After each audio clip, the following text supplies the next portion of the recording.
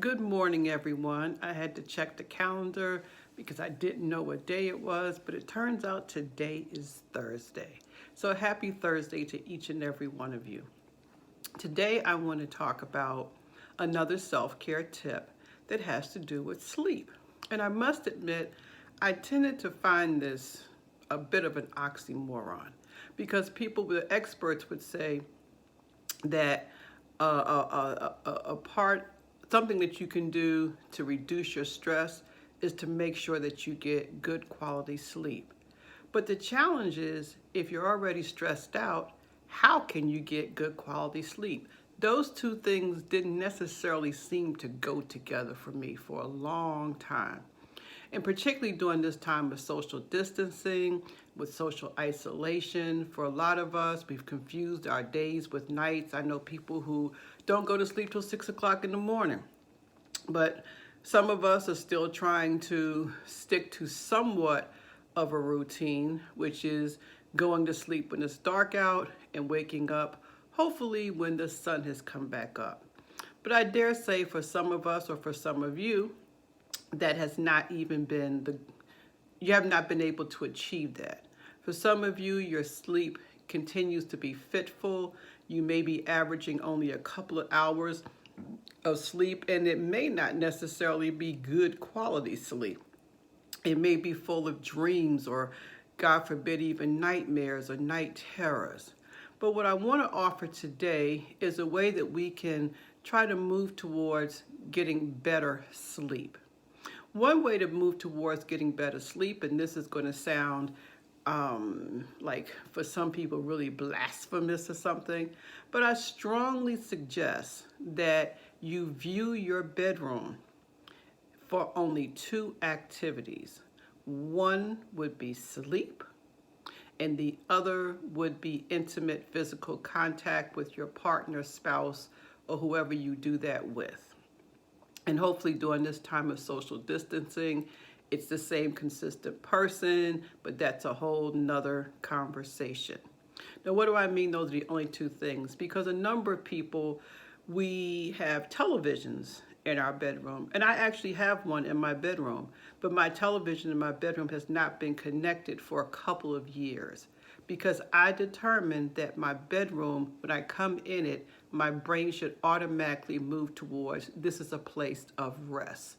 Not a place where I lay in the bed and watch TV, not in a place where I do other things, but a place for rest. When I come in there, it's time to go to sleep.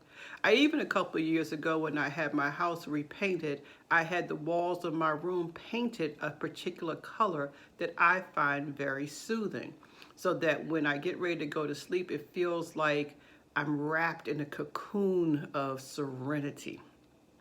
Now, you may not feel like you want to paint right now, but you can turn the television off in your room. I do watch TV in my house, but I watch it in the living room because that's where I do my living. When I go to my bedroom, that's where I go to sleep. Another reason to pay attention to not having a TV in your bedroom on is because the light that emanates from the TV can also disrupt your sleep patterns. Now, some of you can't go to sleep without having the TV on. I would strongly recommend that you practice a little bit, that you challenge yourself a little bit. If the idea is that you need some noise, you may want to think about a white noise machine or putting your smart TV on a timer. But better yet, if you took my first suggestion, you would not have the TV on in your bedroom at all. But again, we're talking about small steps. The other small step that I want to suggest to you is pay attention to what you're doing prior to going to sleep. Or are you on your phone playing computer games? That would be me. But again, that keeps your mind energized. That may impact your mind's ability to slow down when it's time to go to sleep. Some of you are watching these action films or these horror films. Pay attention to what you are bringing into your sensory body, into your senses. What are you looking at? What are you smelling prior to go to sleep? I have a diffuser in my room, And each night before I go to bed, I put the water in and I put an essential oil so that my room is permeated by soothing smells like lavender or frankincense, or whichever smell that you particularly may care for. Tomorrow we will talk a little bit about other ways we can calm our thoughts and minds prior to going to sleep. So I invite you tonight to try something a little bit different.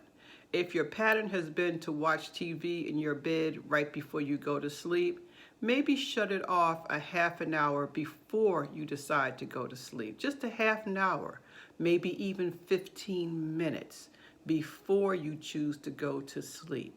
If there's a particular soothing smell that you like, try bringing it into your bedroom area so that you can smell it prior to going to sleep.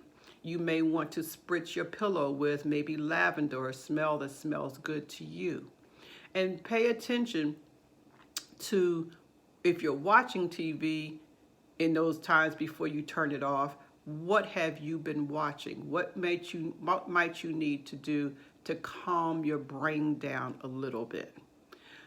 So, my prayer for each and every one of you is that tonight you will try one of the suggestions and that it will be a first step in improving the quality of your sleep.